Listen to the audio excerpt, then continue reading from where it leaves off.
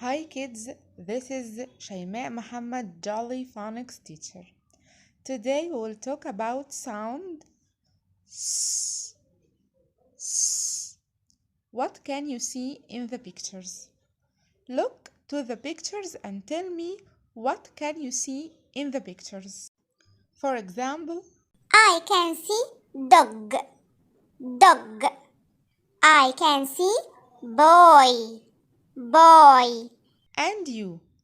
Look to the pictures and tell me what can you see in the pictures. What can you see in the pictures? The new words. Sun, sun. Snail, snail. Nest, nest. Grass, grass. Snake, snake. Spider, spider. Let's sing. The snake is in the grass. The snake is in the grass. The snake is in the grass. Thanks for listening.